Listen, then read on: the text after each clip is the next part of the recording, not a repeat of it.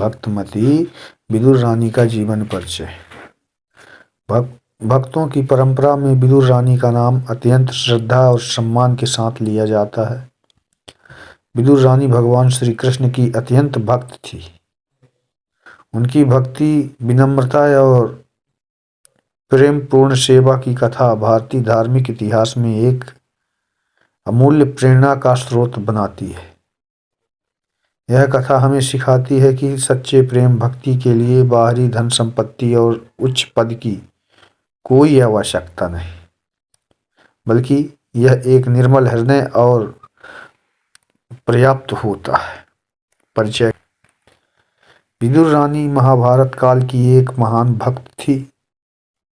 वे धर्मराज विदुर की पत्नी थी। विदुर स्वयं महाज्ञानी, धर्मनिष्ठ और सत्यवादी व्यक्ति थे। उन्हें कौरवों के राजकुल का महत्वपूर्ण सदस्य माना जाता था।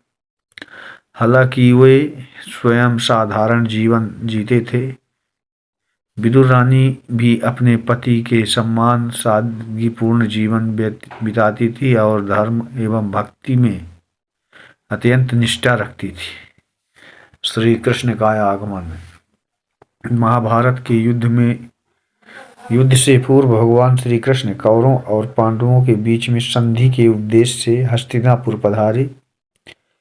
राजमहल में दुर्योधन ने श्री कृष्ण को भव्य स्वागत के साथ भोजन के लिए आमंत्रित किया, लेकिन श्री कृष्ण ने दुर्योधन का आमंत्रण अस्वीकार किया और कहा कि वे वहां भोजन करेंगे जहां प्रेम और भक्ति हो।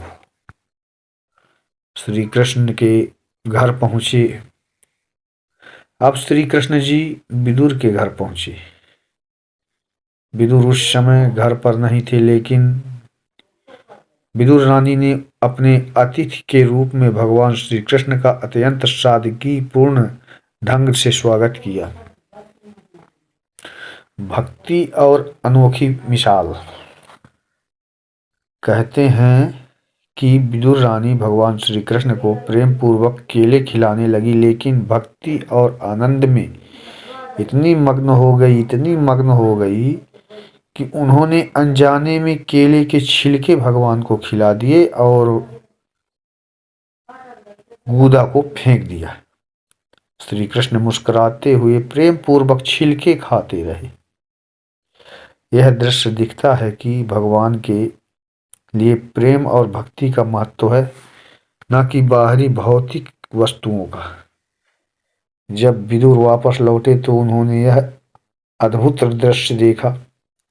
वे भगवान श्री कृष्ण की कृपा से अभिभूत हो गए। भगवान ने उन्हें समझाया कि उनके लिए केवल प्रेमपूर्ण सेवा ही सर्वोपरि है। अब कथा का संदेश।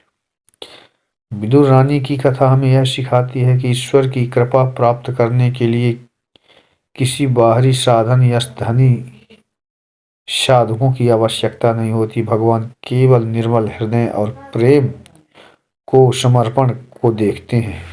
अब नैतिक शिक्षा। भक्ति के लिए धन संपत्ति की कोई आवश्यकता नहीं होती।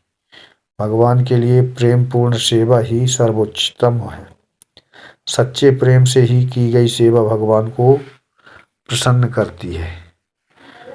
भक्ति में किए गए त्रुटिपूर्ण कर्म भी भगवान स्वीकार करते हैं, यदि वे प्रेम से किए गए हों तब।